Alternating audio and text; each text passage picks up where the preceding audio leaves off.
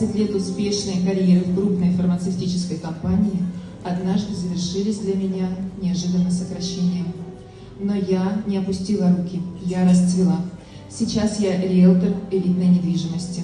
Я веду свой блог в телеграм-канале «Белая ворона в короне», где дискутирую с женщинами и мужчинами, как жить красиво, достойно и щепоткой магии.